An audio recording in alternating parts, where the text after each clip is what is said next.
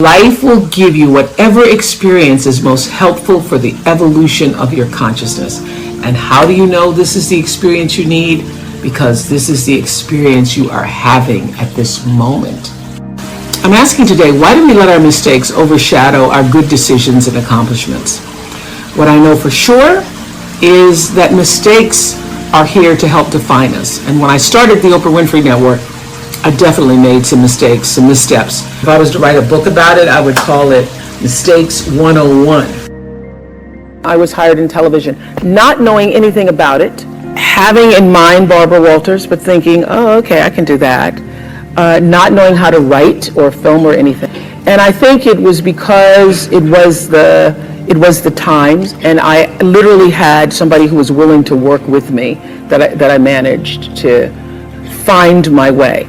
But I had to find my way because the reporting never really fit me. And what did work for me, I'm this old. I'm so old that when I started that, it was a year of live action cam. And so it was like video cameras live. And so the news stations would do a live shot. They would throw to somebody live, even if nothing was going on. And what I found is I wasn't so good at the writing part.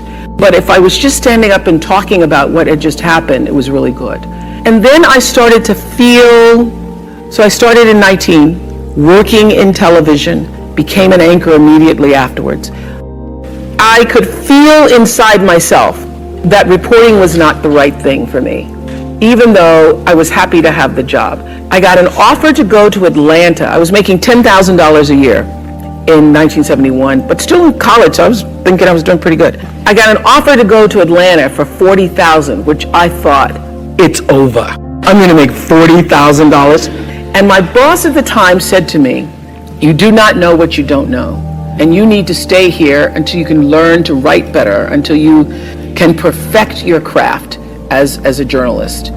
And so he said, and we can't give you 40, but we can give you 12. So to make a long story short, because I'd be here all day just talking about how it all came about, I started listening to what felt like the truth for me. I started to feel that reporting wasn't for me. But I had my father, I had my friends, everybody was saying, oh my God, you're an anchor woman, you're on TV, I mean, you can't give up that job. And by the time I was making 25, my father goes, well, you just hit the jackpot, you're not gonna make no more money than that, that's just it. So I was torn between what the world was saying to me and what I felt to be the truth for myself. It felt like an unnatural act for me reporting, although I knew that to a lot of people it was glamorous. And I started to just inside myself think, what do I really want to do, what I really want to do. And I will say this, knowing what you don't want to do is the best possible place to be if you don't know what to do. Because knowing what you don't want to do leads you to figure out what is it you really do want to do. When I was a news reporter, it was so unnatural for me, to cover somebody's tragedies and difficulties, and then to not to feel anything for it. If I were to put it in business terms, or to leave you with a message, that the truth is, I have from the very beginning listened to my instinct. All of my best decisions in life have come because I was attuned to what really felt like the next right move for me. So when I got the call to come to Chicago, after starting with a co-anchor and working in talk for several years, I knew that it was the right thing to do. Every single person, except my best friend Gail, said you're going to fail. Every single person when I left, my bosses by this time thought I was terrific and said, you're walking into a landmine, you're going to fail, Chicago's a racist city, you're black, you're not going to make it. Everything to keep me staying. They then offered me a car and an apartment and all this stuff. And I said, no, if I fail, then I will find out what is the next thing for me. And I was not one of those people, all of my, the people who worked with me in news, they would have their tapes and they'd have their stories and they'd have, resumes ready. I didn't have any of that because I knew that the time would come where what I needed would show up for me.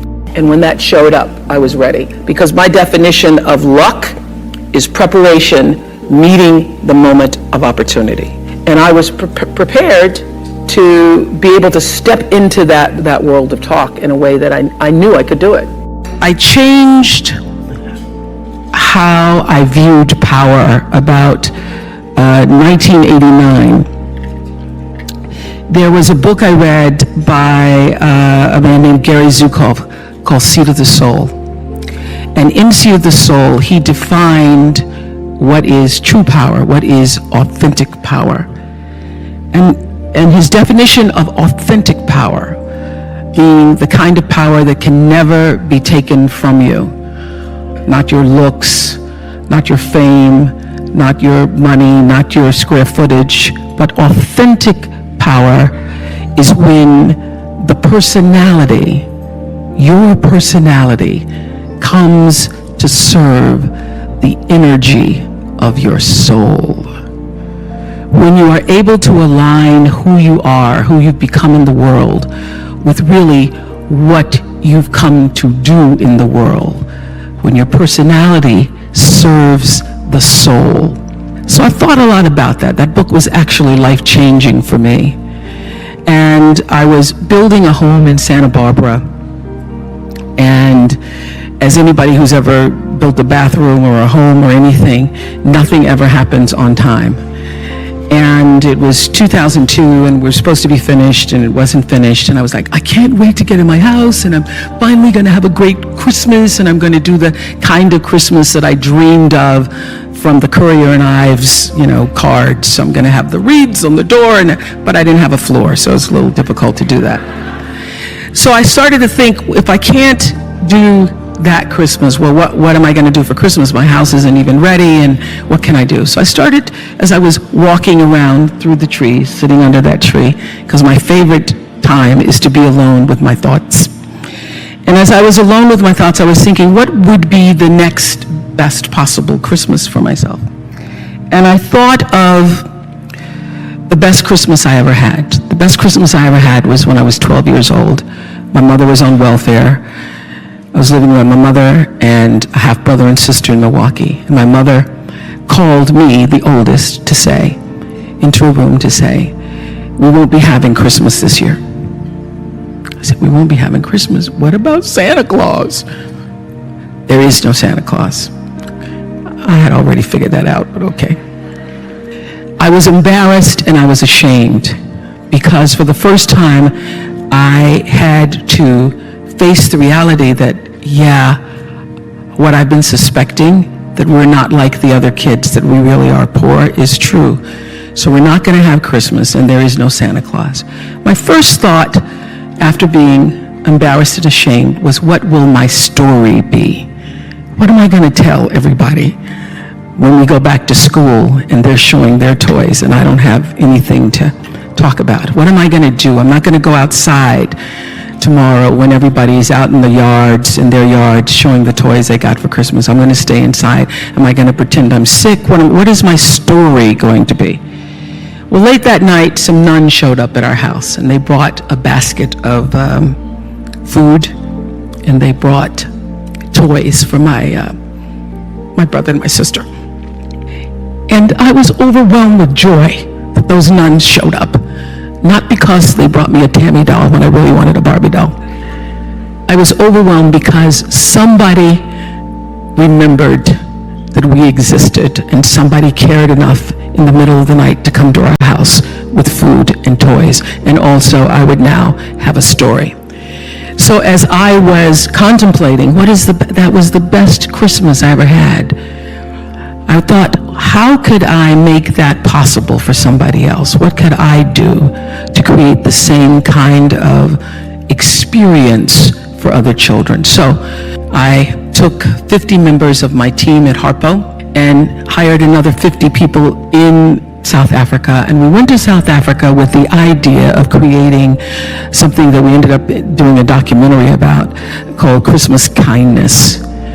Christmas Kindness, using my personality to serve the energy of my soul. So we went from village to village, offering toys and clothes, food, soccer balls to children who'd never experienced Christmas before. And early in the morning, you could see them lining up by the thousands to come. And we actually went to 10 or 12 villages to do this. And people said to me at the time, "Oh, that's so frivolous, and the kids won't remember it, and why don't you use your money to do something else more substantial, Oprah?" And I said, they may not remember the toy. They may not remember the clothes, although they were most excited, the children, to open boxes containing clothes because, as their caretaker said to us, having new clothes made them not feel poor. And for so many of these kids, it was the first time they'd ever experienced having something that was new for them. They may not remember what they got in the box, but they will remember that somebody remembered them. They will remember the experience. I know you all have heard the phrase, everybody makes mistakes, countless times in your life, and maybe even said it to console someone and encourage them to not dwell on a misstep. So I'm asking today, why do we let our mistakes overshadow our good decisions and accomplishments? What I know for sure is that mistakes are here to help define us. And when I started the Oprah Winfrey Network, I definitely made some mistakes, some missteps. We launched before we were ready, and I got to tell y'all, if I knew then what I know now, I would have done a lot of things differently. I remember saying at the time that if I was to write a book about it, I would call it Mistakes 101. Sometimes when you aren't listening to those inner voices and the knowing of your own purpose, you can get off track. And even when I know how to listen, sometimes if I don't listen, I get off track really quickly. You can get in the wrong relationships, or you can do things prematurely, get yourself off track. Well, this is what I know. Every perceived mistake can be an opportunity to know better and do better. And from that perspective, there really is no such thing as failure. We may perceive it that way in the moment, but things always turn around and eventually lead you to the path that you're supposed to be on if you're paying attention. What are you here to do? What are you here to fulfill? What are you here to offer? Maybe it's friendship, companionship, leadership. Maybe you're all the ships, including the mothership that's always steering things forward for the rest of the people in your life. Well, I want you to know this for sure. Life is like a wave, and you ride it through the ups and downs, the steady times, and then you anchor yourself in the storms. A mistake is a life experience designed to move you in a different direction. And a mistake might be more important to your supreme destiny than even a triumph.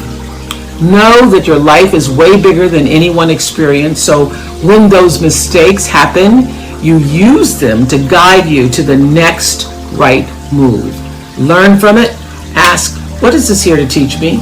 And then let it go, because you're always where you need to be. My favorite quote from Eckhart Tolle's A New Earth has gotten me through many a mistake and many a storm. It says, life will give you whatever experience is most helpful for the evolution of your consciousness. And how do you know this is the experience you need? Because this is the experience you are having at this moment. That knowing has helped me through many a moment. I never knew what a brand was when I first started out. I didn't even know what that was. I became a brand by making every decision flow from the truth of myself. Every choice I made for every show that was going to be on the air, I made based upon, does this feel right? Does this feel right? Does this feel right? Is this going to help somebody? Is this going to help somebody? That's not going to help somebody. And I learned my biggest teachers were people like the Ku Klux Klan and skinheads, because I was sitting on television one day doing an interview with the KKK. And I realized in that moment that the energy that I was broadcasting throughout the world was energy that I did not want to be a part of. And so I literally, in the middle of a commercial break, I just thought, I will never do this again. I will only allow my platform to be used for as a force for good. and that there are many forms of the KKK, even if it's not called that. So I really made a conscious decision to use myself and to use the platform for that which I thought was going to enhance, enlighten people in a way. So that's the difference. In that moment, I stopped being used by television and made a decision to use television. Does this happen to y'all? The older you get, you find it hard to believe the number you are because you still feel like you've always felt. At the end of this week, I'm turning 68. I can't even fathom that number because when I was much younger, 68 felt not just old, it felt ancient. And now, this is what I know, it's just a marker, how many trips you've been around the sun, because we get to determine what that number means for each of us. A good friend asked me recently, did I consider myself retired? And I say, no, I don't. Not a word in my vocabulary. Although I no longer do the show that was a mainstay of my career, I refocus my energy elsewhere, and I'm always staying open to new possibilities and opportunities. So I'm never closed to new ideas, producing new television dramas for OWN, traveling. So for me, as I approach yet another turn around the sun, I truly believe that many more delights are ahead, and I hope that you all feel the same. Barring major health setbacks, age is whatever number you choose to feel. Gail says she feels 45. I don't even have a number because I just feel like now, the present moment, because that's all we ever have. The past is gone, the future's not promised to anybody, and when the future does show up, it's still going to be the now. So I live for, I celebrate, and consistently remind myself to stay in this moment, doing whatever this moment requires, giving it my full attention. And in this moment, I feel connected to the source of all things. I feel wise and peaceful and content. And yet, this moment allows me to see it's never too late to reach a new height that you never thought possible or achieve a new goal. It can be as small as picking up a new hobby to add a little more joy in your day, as radical as moving across the country to pursue the life you've always wanted. Whatever you've dared to desire, I encourage you to pursue it in the hopes of starting a next chapter that is bigger and fuller than anything you've lived thus far. So just keep growing and becoming more of yourself. That's the goal. Through relationships, through challenges, through victories and setbacks, big and small, to recognize that you aren't just living out your days, you are life, expressing itself through your physical body, your personality, your emotions, and it's never too late to take the reins. In the famous lines of Invictus, you are the master of your fate, you are the captain of your soul.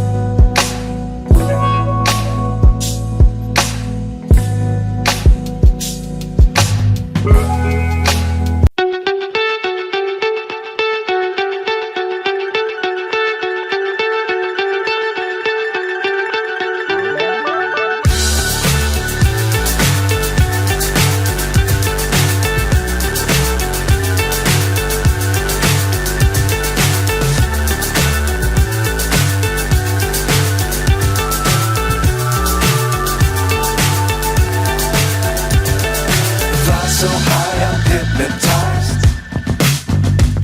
What's up is down, what's left is right. Chasing stars and holding you. I can't see the end, but we'll see it through.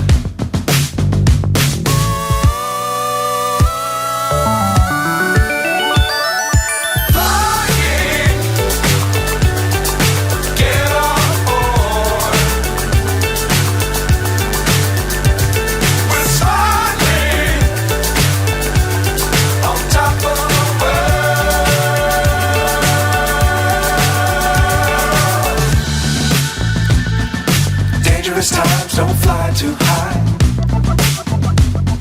Be sure to keep the ground in sight.